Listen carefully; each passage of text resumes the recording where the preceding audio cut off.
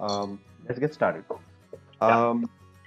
So welcome everyone. I was how we got started on this entire session was I was having an interesting conversation with someone from inside a group, and they were like, everyone has questions around influencer marketing. They don't know what to do, but they want to try it out, right? And I felt that hosting a session like this with especially someone who's done influencer marketing before in a big way will actually add a lot of value to the entire community and also help clear a lot of the questions, make make decision making slightly more easier, right? So that is why I thought, and we started working with Samrit. We at Winkle started working with Samrit about a couple of months back, and I felt that Bombay Shane Company and Samrit are one of a few clients who understand influencer marketing much better than most of our clients, right? So that is why I reached out to you, Samrit. Um, It's a so pleasure, yeah, Rahul. Thank you so much. so that is how we decided to do this. So Samrit, before we get started, would you mind sharing a short intro of yourself so that everyone here knows? Sure.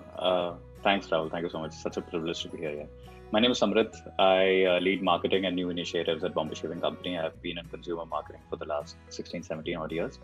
Started my career in filmmaking, moved to advertising, moved to consumer tech, moved back to consumer products, been in consumer products for the last 2.5, 3 years now. So I have seen both media, traditional as well as digital, and I have worked across the gamut. So very happy to be here. Yeah. Awesome. Thanks, Amrit. So, just for everyone's reference, the way we will do this is we want to keep it very interactive. So, I got a lot of questions, in the form that you all filled up.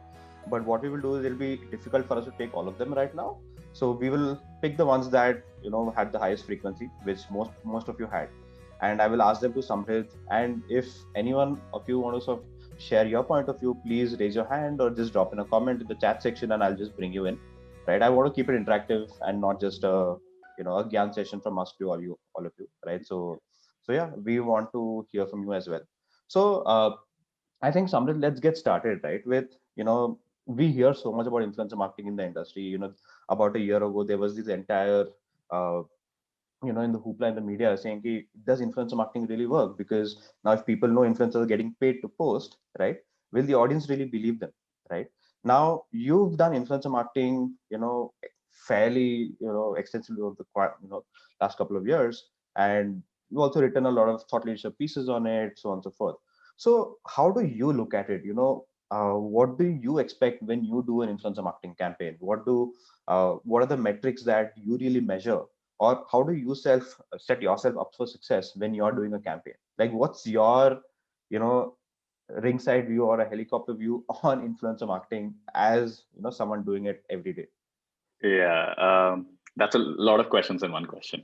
Uh, so let's start with the basic, right? I mean, what does one sort of expect when you walk into an influencer marketing discussion? Like now, it can be with members in your team, or it can be with partners like yourself who support us in doing so.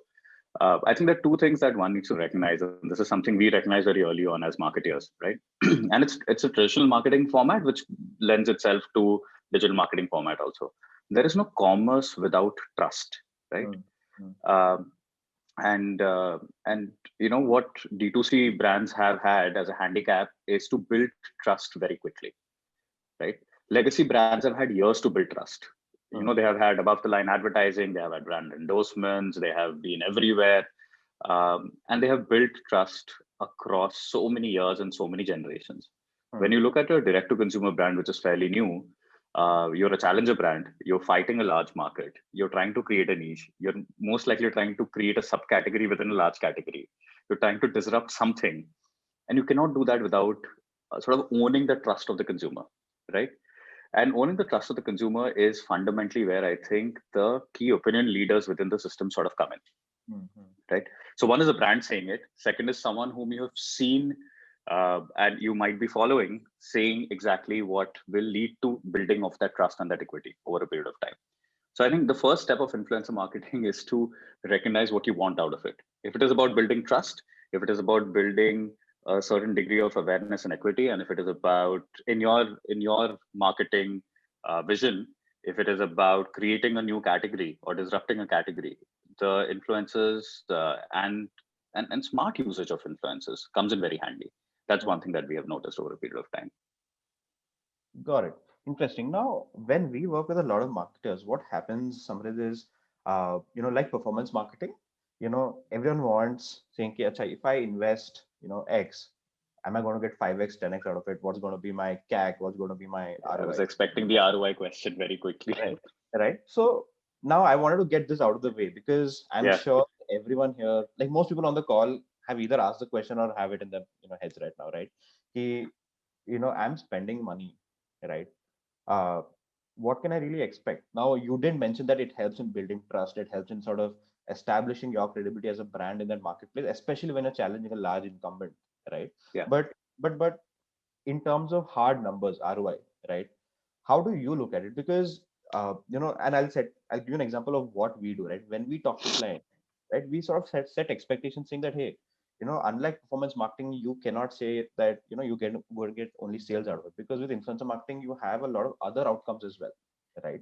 And some of which you've actually mentioned. So how do you look Yeah. at ROI when it comes to actually spending money here? And that money could have been, say, spent in performance marketing, which can give you sales, right? Correct.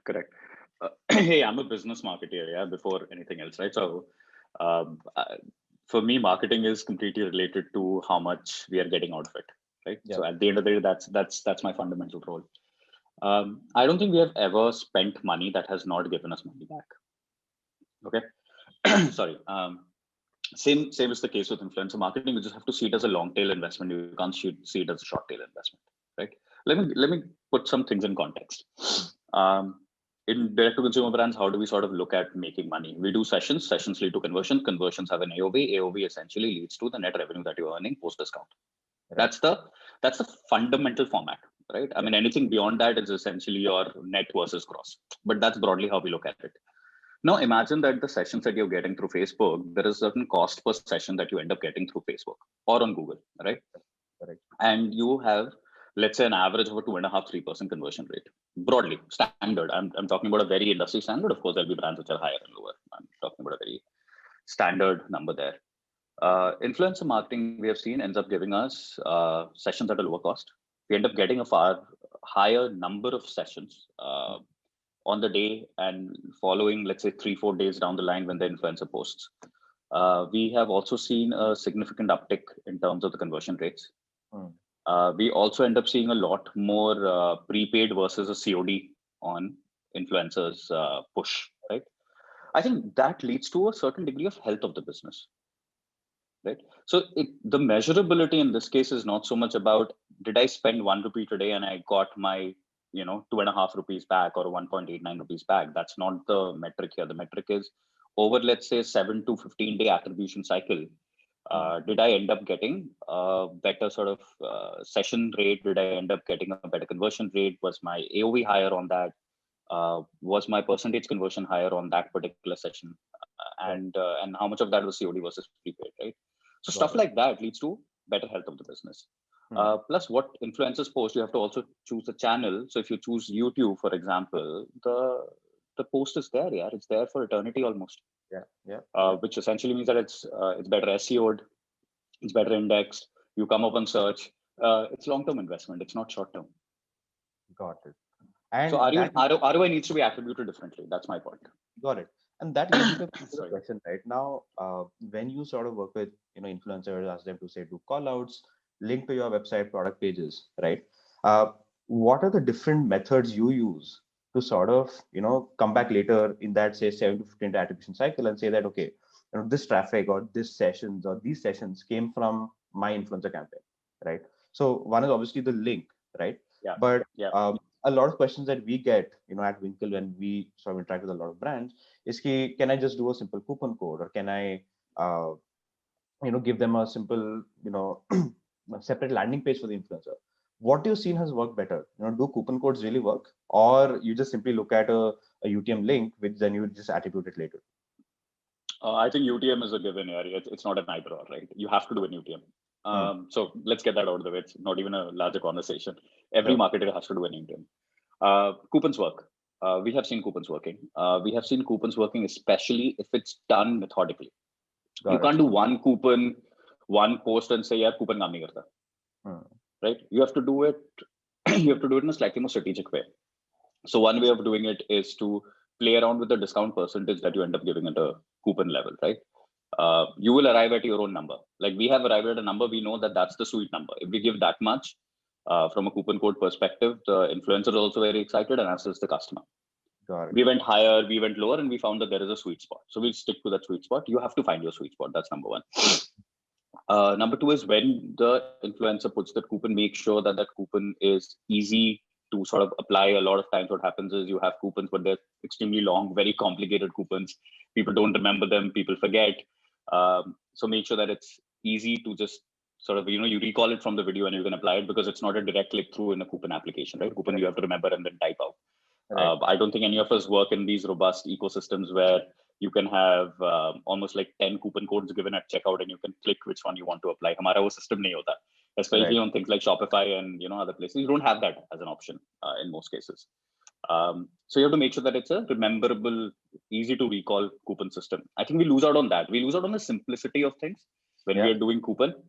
We complicate it. We give like hexadecimal code, which is almost like a cryptocurrency thing, and then you expect people to come and remember it and then copy it and paste it. Koi karta nahi hai. Coupons work, UTMs are important. Another thing that we have seen work in some form is to get the influencer to repost it once more. And this is a deal that you have to sort of strike early on, right? So you can't sort of after their post, you can't go back and say, hey, can you just sort of bump it up in one of your other social medias? So most of these influencers have cross-functional social channels, right? So someone who's very popular on YouTube will also have a popular Instagram or a Facebook page.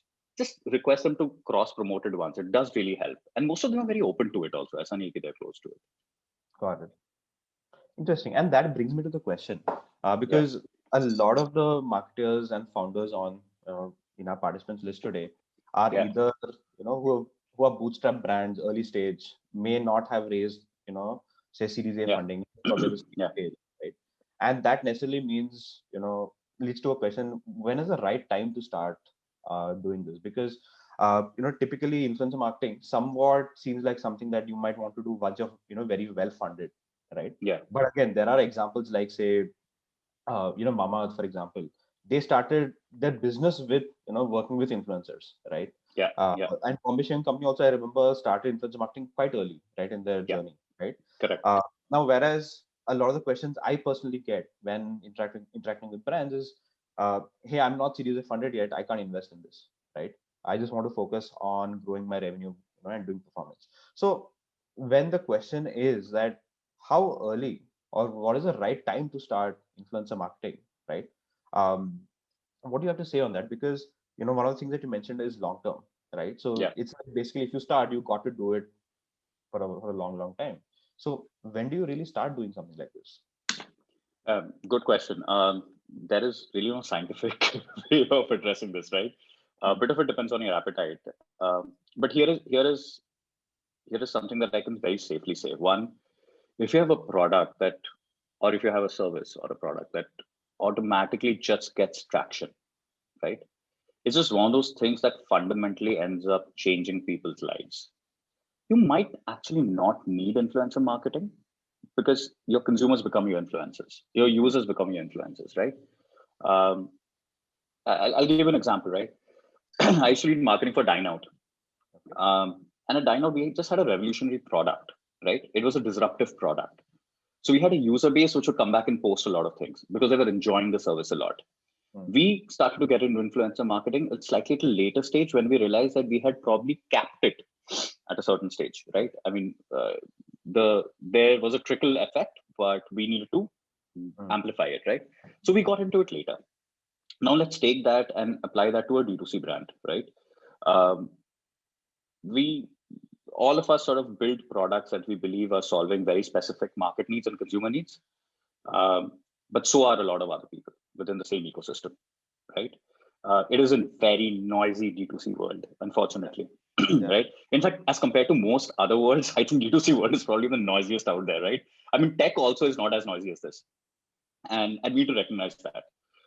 We have also spent a lot of money on Facebook. We have also spent a lot of money on Google in trying to get our ads up. So the differentiating factor becomes very, very complicated, Hmm. right? Visually, also, lots of us end up looking very similar. So when we look at a similarity band across, if you have to be smart, then the early stages you need to find a different way of telling your story. Influencer marketing at that time might be very handy, but only if you can tell your story differently. If you're going to tell your story the same way that everyone else is going to tell it, then the influencer is also going to say the same thing that they say about every other brand.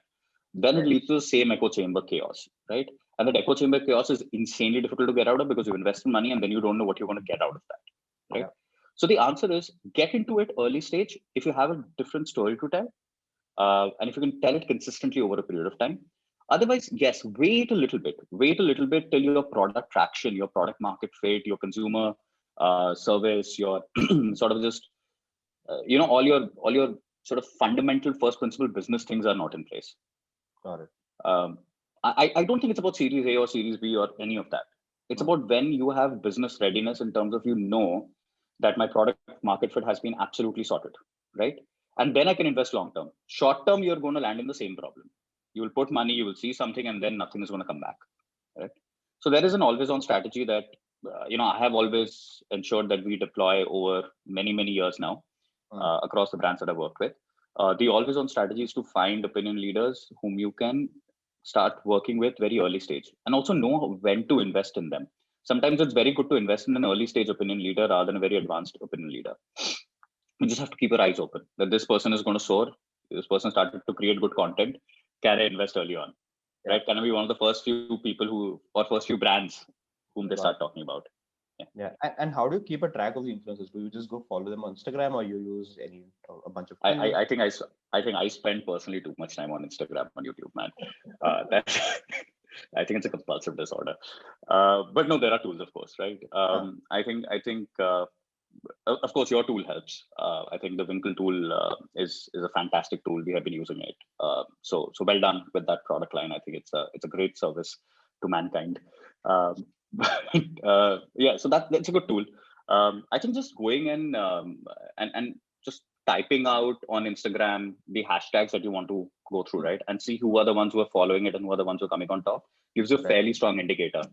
Google Alerts really work, right? So suppose there are specific things that you want to start following, just do an Instagram : Google Alert, and you'll be able to sort of, learn how to use Google well. There are a lot of hacks there. So that should give you a strong sense of things. I think YouTube, one of the things that we have started to do is look at a lot more vernacular. I think it just goes without saying that that's one of the fundamental ways that the tier 2 economy has grown.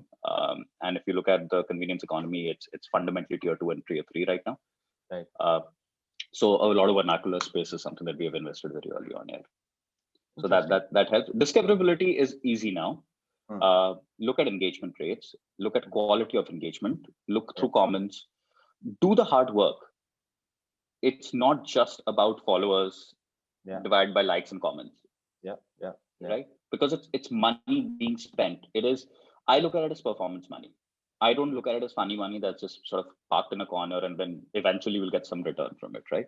I look at it as performance money. And if it's performance money, then do the hard work. The same way you would do the rigor for a Facebook ad, you look at your audience set, you look at your cohorts, you look at your attribution, do the same rigor for influencer marketing. Interesting. So because this is one of the things that we also figured early on, that it's not just the engagement that counts. It's even if someone has a slightly lower engagement number, that quality is much better. It results in much better ROI, right? And in fact, 100%. And that is something we've been trying, and building something around that, on Winkle itself, where we're actually coming up with a content quality, a comment quality score, right? Which basically tells you what's the quality of comments with respect to the content. So yeah, interesting point. So we'll take a pause here and take a bunch of questions. So if you guys have any questions, please drop them in the chat. We have a question from Geet. So the question is, if you're looking at attribution window of say 1 to 2 weeks, do UTMs really give a clear picture, barring the YouTube influencers? No. YouTube is the only one where you can have any certain degree of attribution. Instagram, not so much. It's a swipe up. Post that. Instagram also doesn't really give you any data. But the way we see it, more commerce gets driven through YouTube than Instagram. At least in our industry, it'll vary industry to industry. We'll have to see if you are If you are an Instagram first brand, then you might need to find a different way of attributing it. We haven't tried to solve for it. We have tried to solve for YouTube, and it's worked very well. And yes, it's a 1 to 2 weeks. After a good 5-6 day period, which is the first week itself, we see a drop off. We do see a very sharp decline. But then, as I mentioned, we go back and we request the influencer to put it on some of the other channels. If they do a post, then that again goes back up. So we see a good 10 to 15 day attribution window, which works for us as of now. Got it.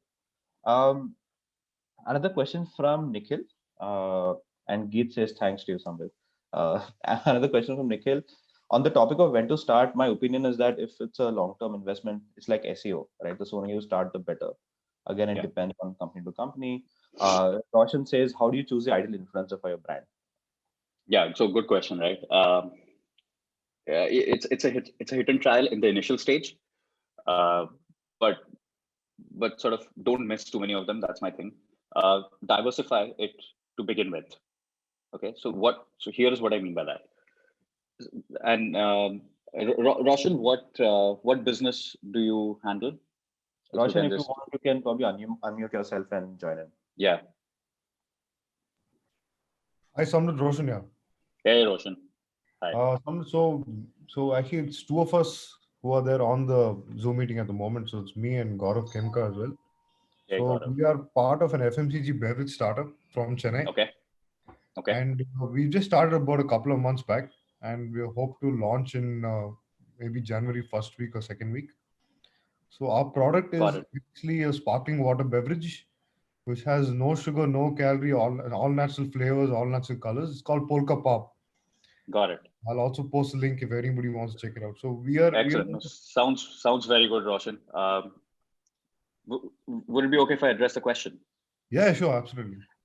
Excellent. So, traditionally what we would do is you would, of course, go to fitness influencers, you would go to lifestyle influencers, and that would pretty much be your cohort, right? Okay. That's the most obvious thing for you to do.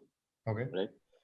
But imagine that if you go a little beyond the obvious and not just stick to sports, not just stick to lifestyle, not just stick to fitness, but diversify it, go to people who are travelers, go to people who are sort of even sort of tech enthusiasts, diversify your pool a little bit, because what we miss out a lot, and this is something that I've seen happen over a period of time, is we create the same echo chambers that we live in, and then we sort of start choosing influencers who are saying the same thing for multiple brands. You are going to be in a category. Beverages is a cluttered category. It's not a new and emerging. It's not a new category, right? It's been sort of being built up over a period of time. You have a lot of different brands over there, right? Okay. Especially sparkling water is kind of like it's a new thing, but it's also not as need. So you'll have to create that disruption in the market. So I think here is where you might have an opportunity to diversify your influencer pool to begin with.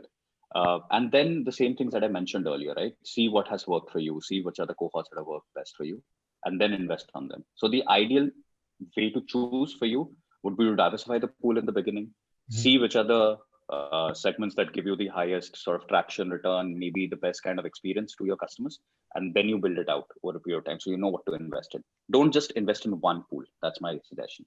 Understand. Okay. Yeah. Thanks a lot, Sabin. Got it. Thanks, Roshan. We have an interesting question from Shruti. Shruti, you did mention which size of influencers gives the best ROI. If you could unmute yourself and come in, meanwhile, Samrit, you can take it up. Yeah, hi, I'm Shruti. I'm from Mosaic Wellness. So hey, we Shruti, are how's it going? Good. So we are we are creating a digital health clinic for men and women, and it's a wellness startup. And right now, where we stand in our journey, we've done a fair bit of YouTube influencer marketing, but we are trying to figure out what's the best way of scaling that while like keeping it cost effective. So wanted to get, it's not just you, I think everyone is. So am I.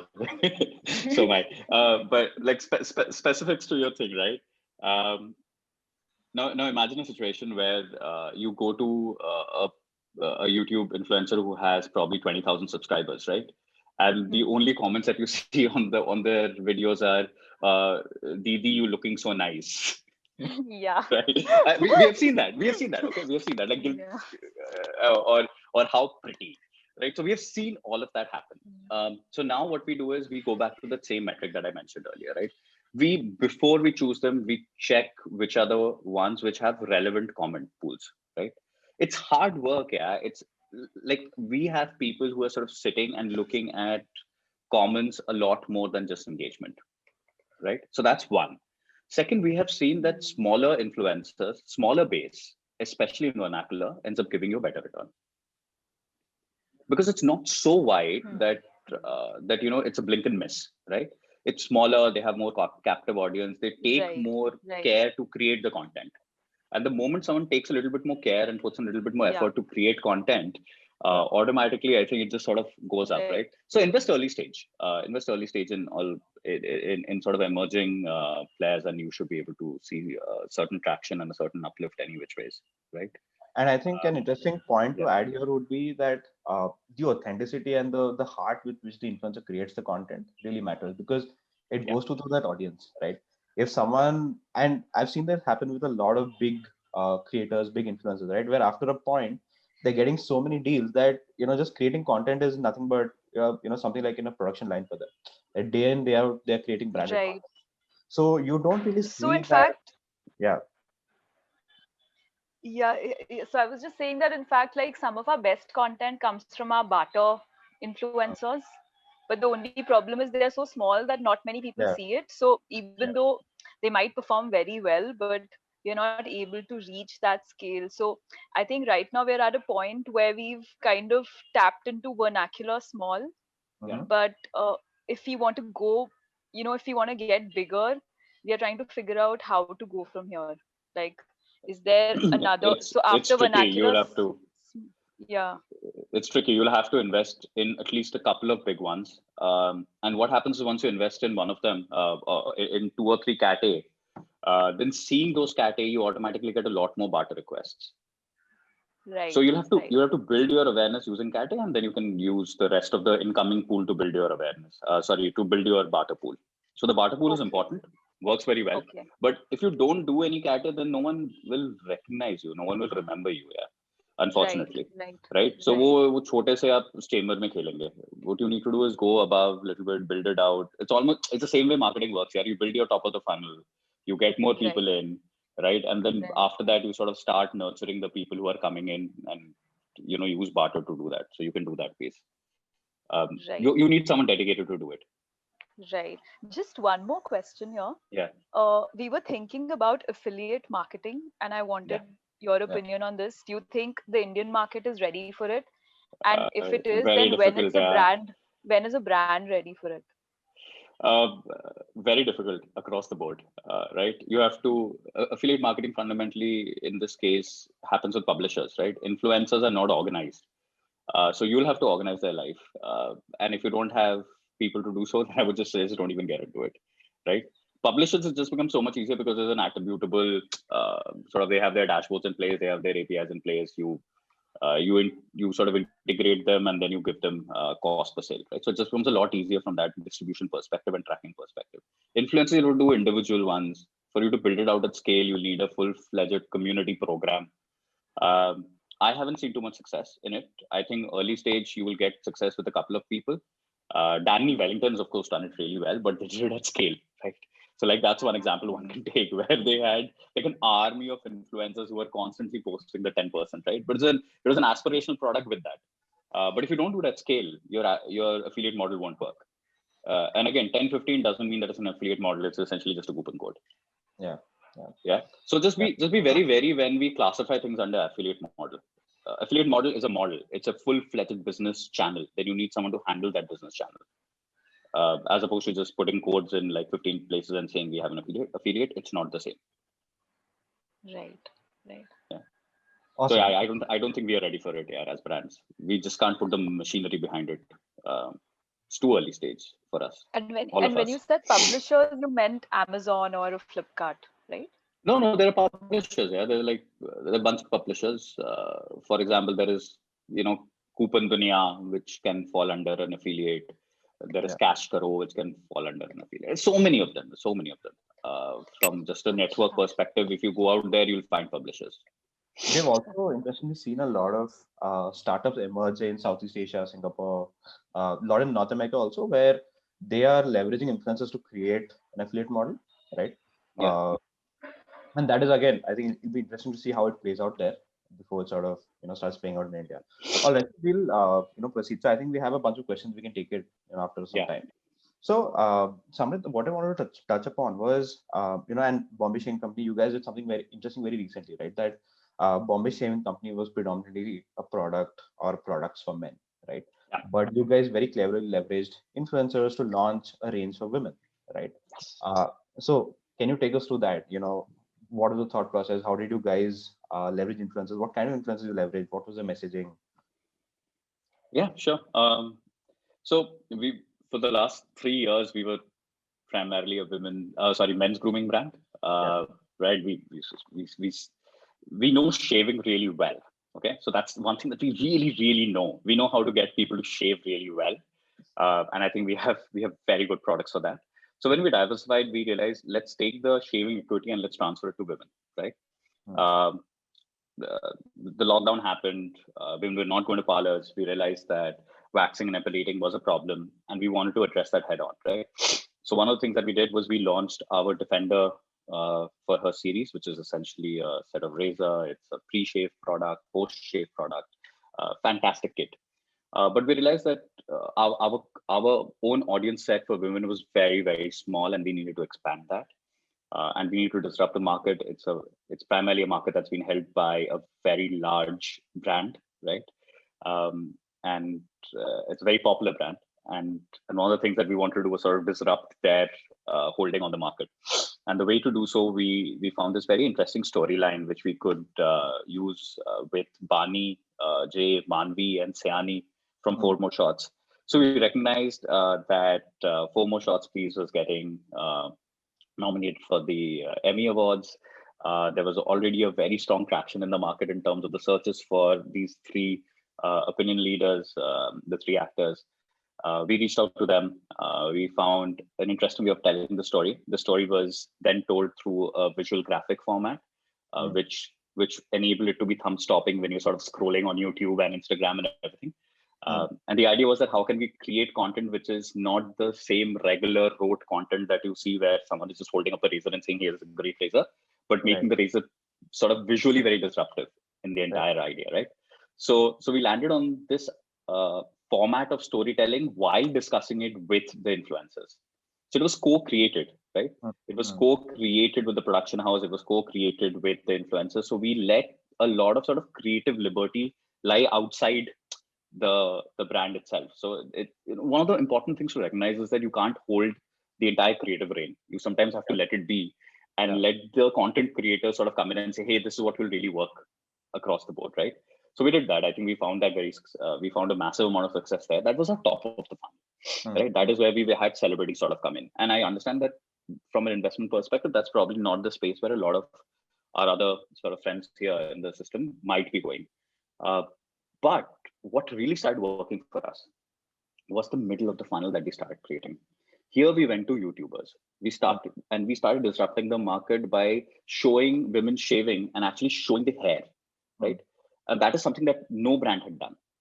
Right? So every time any brand had gone out, they had shown beautiful silky arms and said, I'm removing hair. That doesn't work, right? So we made it real. We made it extremely relevant.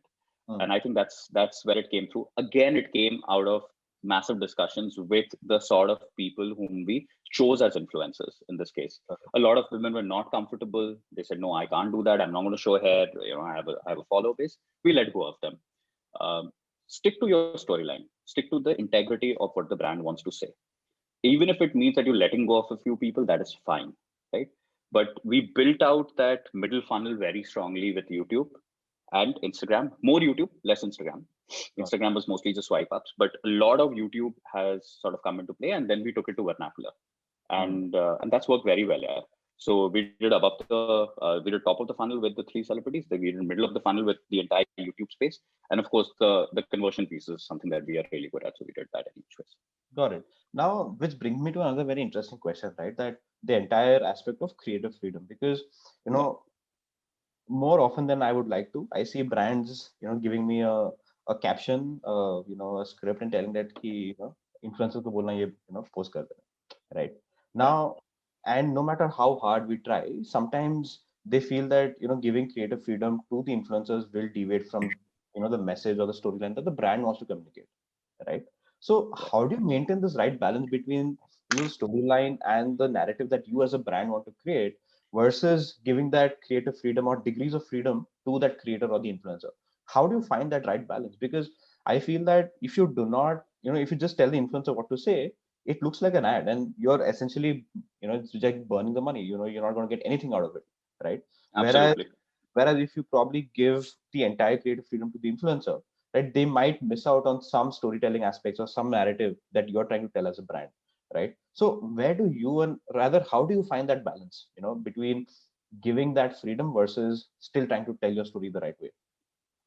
No, we actually haven't seen the latter happen at all. Okay. We haven't seen the latter happen at all. We have seen the former happen. The moment you try to script it too much, it looks like an ad, and the influencer also doesn't really have their heart in it, right? The latter we haven't seen at all. If you give them the creative freedom and if you give them broad guidelines, you say, hey, these are important things that you ought to say because these are fundamental product attributes. I think most of the influencers are now savvy enough to know how to integrate it, right? Very few times have we had to go back and say, hey, change the entire thing. In fact, we have never had to go back and change the entire thing. It's only been, hey, you missed saying this. Was it because you don't want to say it, or do you just like honestly miss it, right? And 90% of the time is like, yeah, I don't want to say that because I don't think it just falls in the storyline. But if you want, I can write about it in the description, right? And that's fine. We sort of leave that be. The core message is the most important piece, right? Everything else is just sort of frills on the side. I think as long as they stick to the core message, and in our case, it's about superfoods, right? So we are a brand that's building a grooming range based on superfoods. So we have turmeric, we have charcoal, we have lots of these things, right, which are very good for you. We make sure that all our influencers say this very clearly because it's an important message to go out. Right. Other than that, how they speak about it, we don't try and dictate that too much. And it's worked well, yeah. It's worked at least in our favor. Of course, it'll vary, right? Maybe early stages, you might need to control it. But my suggestion would be don't try to control it too much. These guys are good at what they do, yeah. Let us be marketeers, let them be storytellers. They're good at it. Awesome. Let's get back to questions, right? So yes. Abhishek put a question in further to Roshan's question. How do you filter the right quality of influencers? I think, Abhishek, I think we don't need to spend too much time on this. There are a bunch of tools developed in the market. And I think Samrit mentioned that quality of comments is something that really, really matters. So I think go down the rabbit hole, use a platform like Winkle, you will find enough. Right. Yeah. Gaurav asked, being companies that might be geographically restricted at the beginning, how do we go about judging the geographical circle of the influencer since they might have? So Gaurav, before I give this to Samrit, some view on this.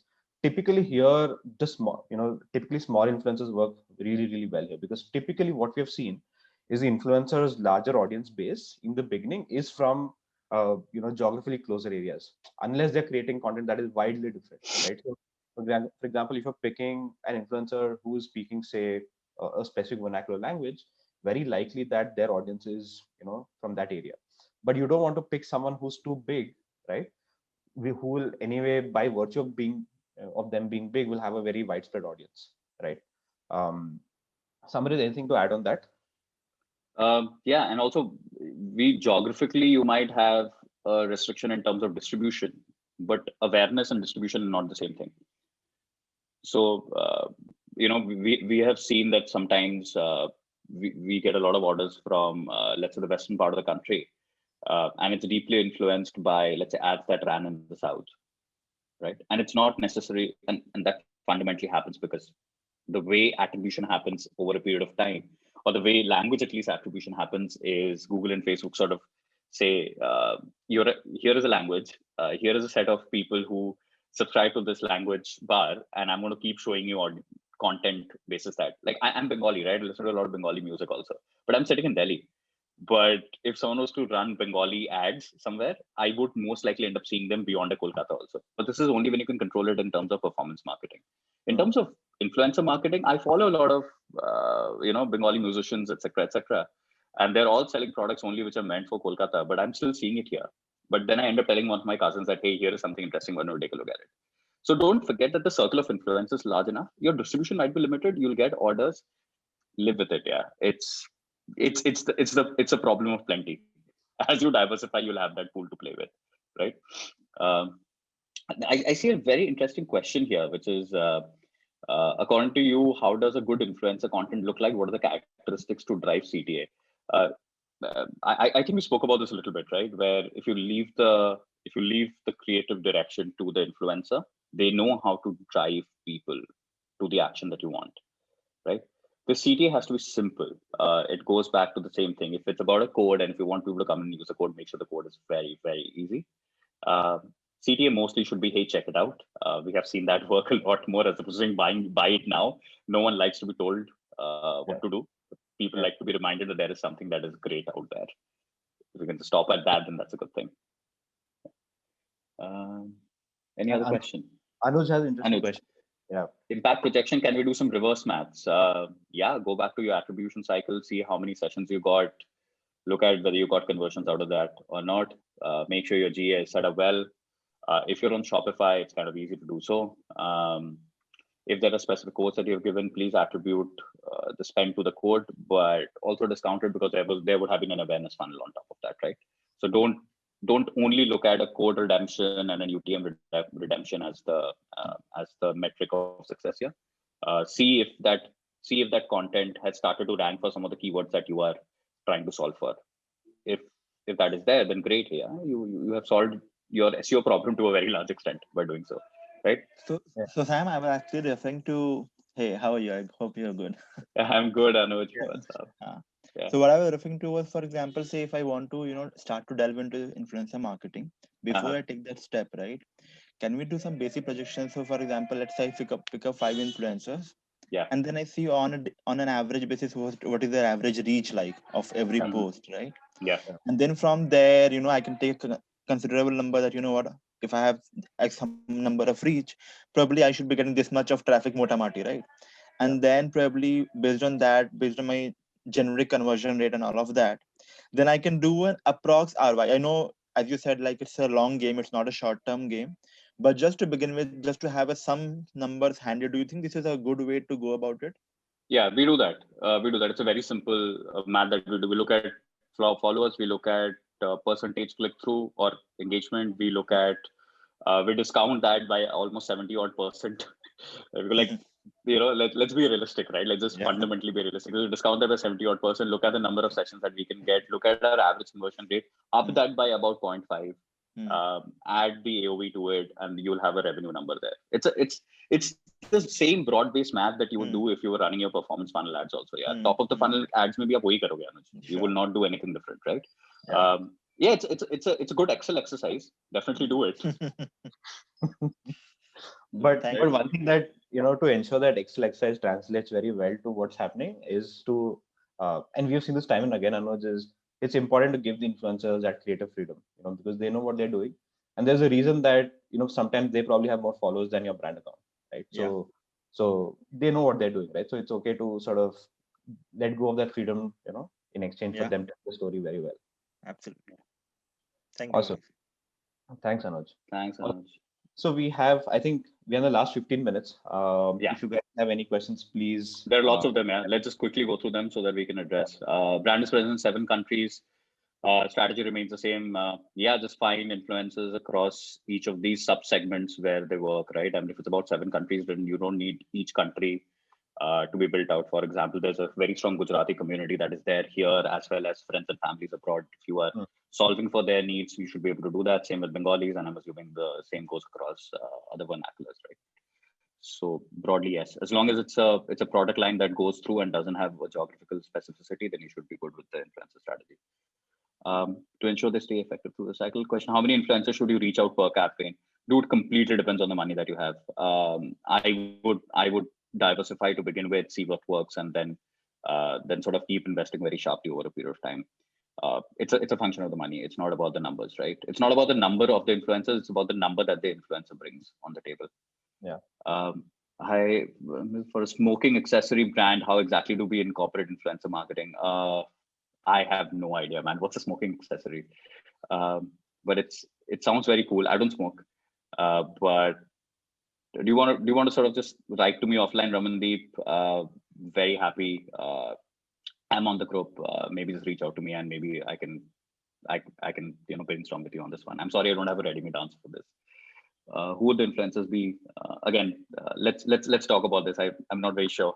I don't know what's a smoking accessory ban. I'm sorry about that.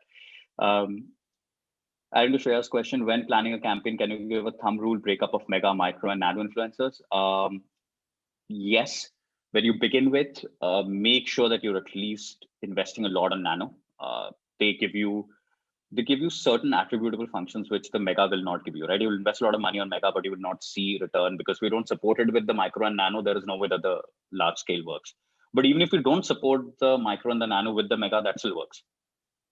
So pure dhanda, micro and nano will work for you, but brand awareness and scale, mega chahiye hoga. But first build out your macro and nano base very well. Otherwise, don't put too much money on mega. What do you think about reels? 100%, man. Instagram is pushing reels. Make sure that we do like a bunch of reels there. Goes without saying. What's the best way to decide how to pay influencers on YouTube? IG, is there a broad formula that can do? Most of them have very fixed rates. You can go back, negotiate with them. But if you're not investing long term, then the negotiating thing goes away. If you can do a barter, great. If not, then you essentially pay them for the services. What's the best way to manage long-term engagements with influencers to ensure the engagement stays effective through the cycle? Please pick up the phone, speak to the influencer. Don't just leave it. And at least if you're working through a partner like Winkle, then Winkle has these long-term relationships in place. Make sure you work with the team, right?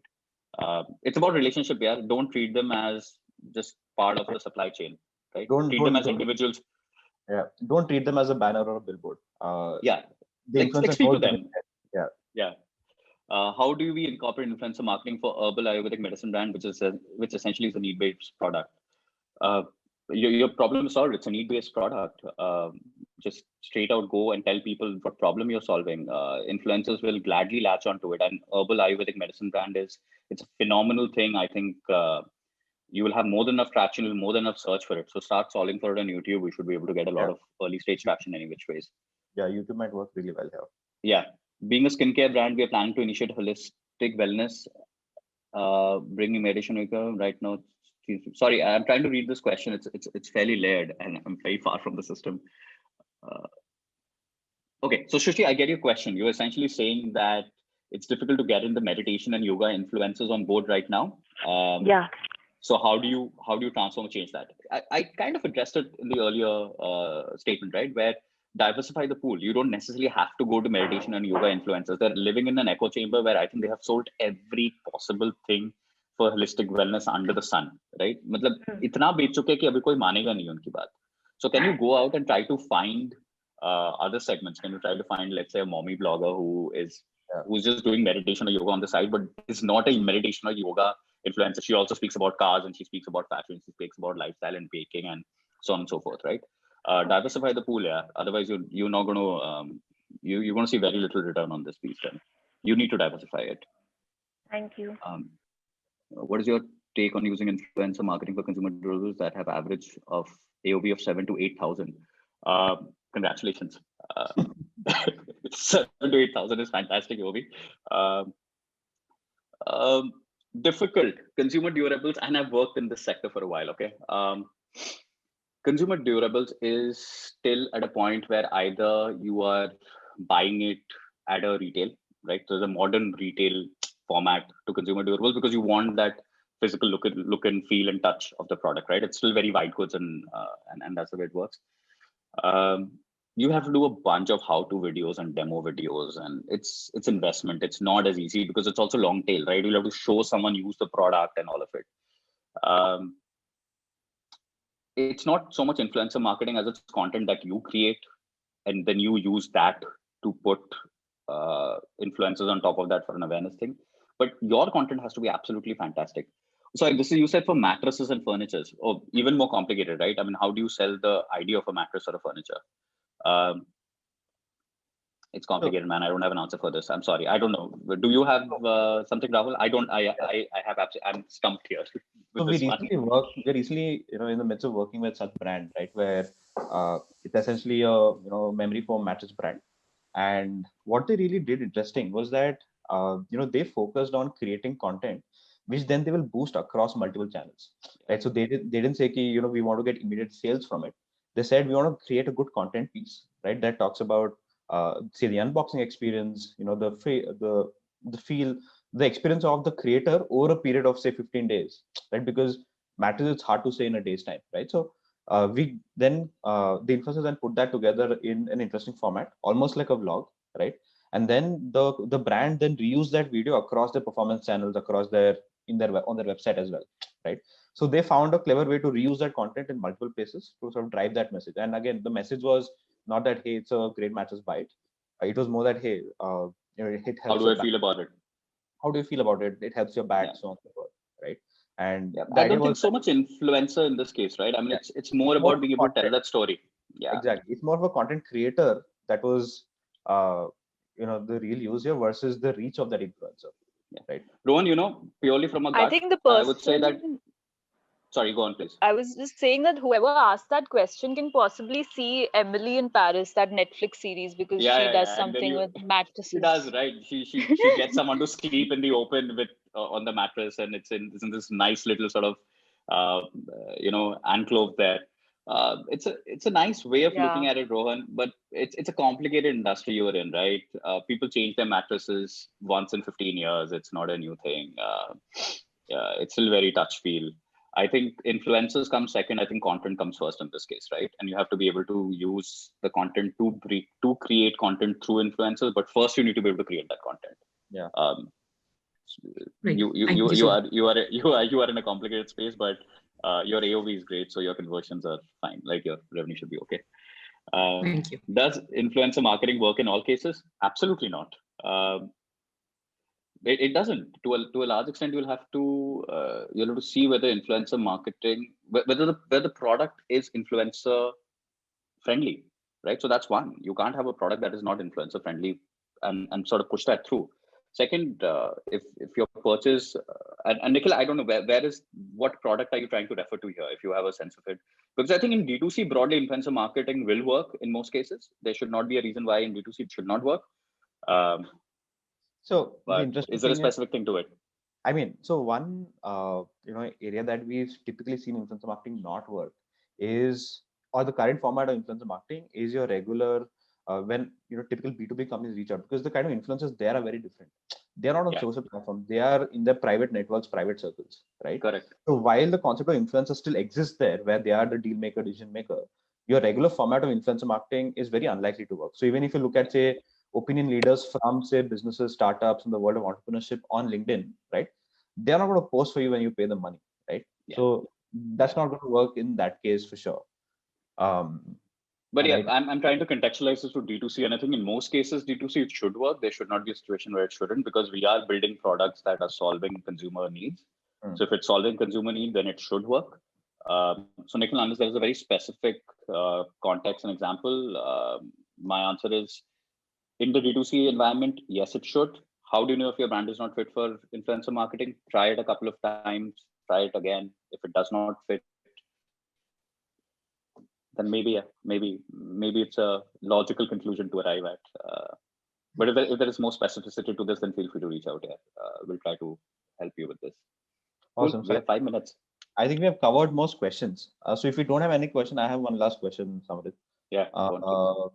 Yeah. So Samrit, one final question, right? So you do influencer marketing in-house. Some of it you work with, say people like us at Winkle, right?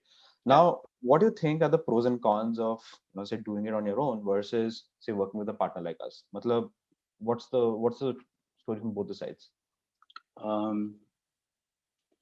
I think when we work with a partner like you, we end up getting a scale, right? And we end up getting scale that works to our advantage.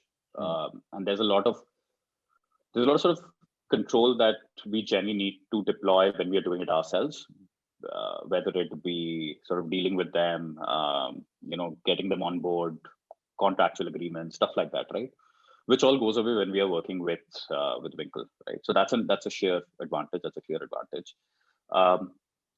I think there is no con per se. It's just that one has to look at the relationship between the brand and the influencer partner, influencer agency as a partnership. You can't look at it as a very transactional relationship, then it turns into a problem, right? I think we are invested in influencer marketing for the long term. That's one. We believe that there is a certain degree of value that your team has brought to the table, and that's why we are sort of being able to invest with you over a period of time, right? It sort of comes down to that, right? If you feel for the brand, which Winkle should feel for all brands, if you feel for the brand, then you bring your best people to the table to help solve our problems. And as long as you're being able to solve our problems, we are good with it, right? We have worked across lots of different agencies. And I'm going to be very honest, I think everyone's got their stuff sorted, right? Everyone has the interest of the brand in place. They balance it very well with the influencer interest, which is fine.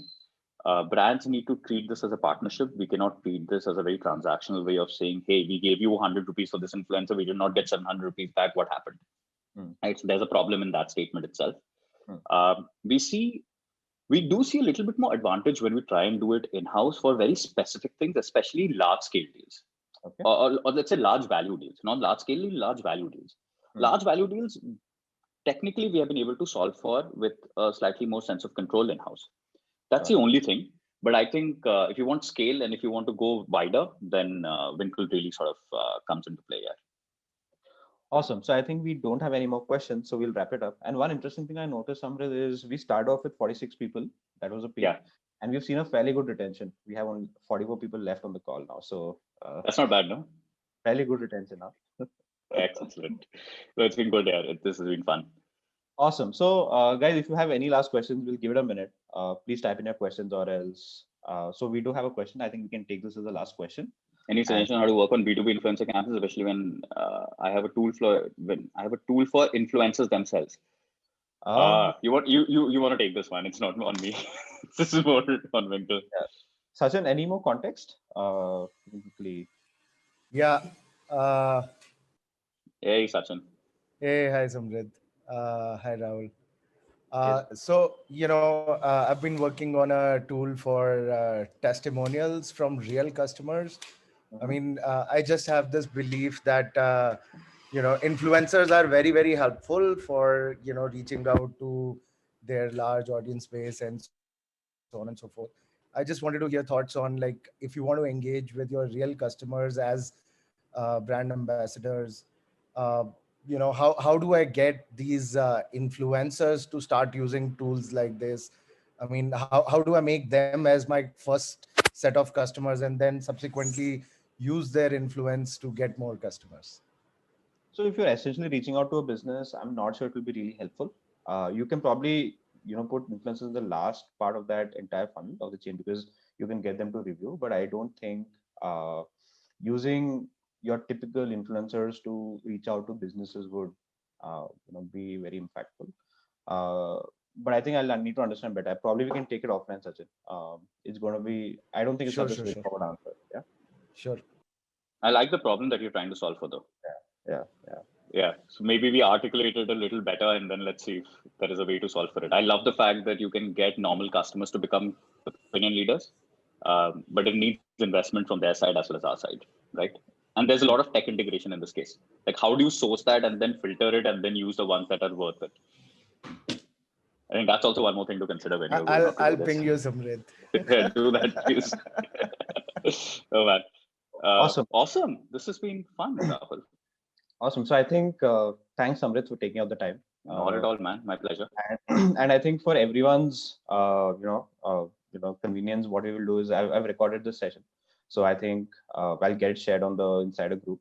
And a lot of the questions that we received on this, chat thread and the Google form, my team will answer it for you in a written format, and we'll send over the doc, say sometime next week, so that you guys can always refer. And yeah, thanks everyone. I've left my Twitter handle. If that I respond pretty fast there. So if there's anything that you guys want to reach out to me, I'm there. And Bongs in Delhi, yes, totally. Siddhant, thanks a lot. Awesome. So all right, guys. It was fun. We'll do a lot of follow up. We'll share the video and the questions, the answers to the questions post this call. Thanks, guys. Thanks. Excellent. Take care. Bye. Bye.